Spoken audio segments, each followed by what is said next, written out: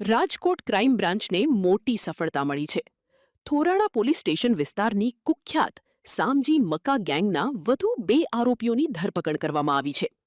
અગાઉ આ ગેંગના 9 આરોપીઓ જેલના સળિયા પાછળ ધકેલાઈ ચૂક્યા છે, જ્યારે ગેંગના મુખ્ય લીડર સામજી મકાભાઈ મકવાણાની પણ ગત 29 મેના રોજ ધરપકડ કરવામાં આવી હતી. હવે ટેકનિકલ સર્વેલન્સ અને હ્યુમન ઇન્ટેલિજન્સની મદદથી અન્ય 2 સાગરીતો હરેશભાઈ મોહનભાઈ ખીમસુરિયા અને રોહિત ઉર્ફે બાઠી મનુભાઈ રાઠોડને ઝડપી લેવામાં આવ્યા છે. આ બંને આરોપીઓ વિરુદ્ધ રાજકોટમાં 9 જેટલા ગુનાઓ નોંધાયેલા છે. ઉલ્લેખનીય છે કે આ ગેંગ પર ગુજસીટોક એક્ટ હેઠળ ગુનો નોંધવામાં આવ્યો છે અને તેમના પર ખૂન, લૂંટ, અપહરણ અને સરકારી અધિકારીઓની ફરજમાં રૂકાવટ જેવા કુલ 37 જેટલા ગંભીર ગુનાઓ દાખલ છે. હાલ પોલીસ આ મામલે વધુ તપાસ હાથ ધરી રહી છે. ગત તારીખ 21/4/2026ના રોજ રાજકોટ સિટી ક્રાઇમ બ્રાન્ચ દ્વારા થોરાળા પોલીસ સ્ટેશન વિસ્તારની કુખ્યાત એવી સામજી મકા ગેંગના 12 આરોપીઓ વિરુદ્ધ ગુજસીટોક એક્ટ હેઠળ ગુનો નોંધવામાં આવેલ હતો.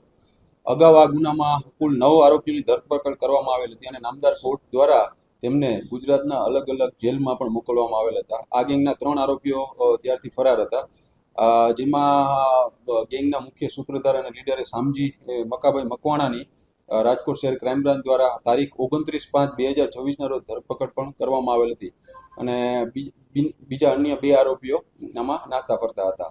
માનનીય CPC Vijeshkumar Jha sir, additional CPC Chetanji Mandlik sir તથા ડીસીપી ક્રાઇમ શ્રી જગદીશ બાંગરવા સરે આ આરોપીઓને તરત પકડવાની સૂચના કરેલ હોય, જેના અનુસંધાને રાજકોટ શહેર ક્રાઇમ બ્રાન્ચ દ્વારા આ આરોપીઓને પકડવા માટે આ 2 આરોપીઓને પકડવા માટે પ્રયત્નશીલ હતી. ત્યારબાદ ટેકનિકલ સર્વેલન્સ તથા હ્યુમન ઇન્ટેલિજન્સની મદદથી આ ગુનાના 2 આરોપી હરેશભાઈ મોહનભાઈ ખીમસુરિયા તથા રોહિતભાઈ ઉર્ફે બાઠી મનુભાઈ રાઠોડને પકડવામાં રાજકોટ શહેર ક્રાઇમ બ્રાન્ચને સફળતા મળેલ છે.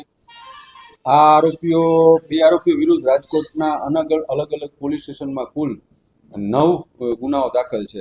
આ ઉપરાંત આ સામજી મકા ગેંગના સાગરીતો દ્વારા દહેશત અને બીક ઊભી કરવા માટે ખૂનની કોશિશ, અપહરણ, લૂંટ, ગેરકાયદેસર પ્રવેશ, તોડફોડ, ગુનાહિત મંડળી રચી હુમલા કરવા, સરકારી અધિકારીઓને ફરજમાં રૂકાવટ કરવાના તેમજ દારૂ તથા પ્રોહિબિશનના કુલ 37 ગુનાઓ નોંધાયેલ છે.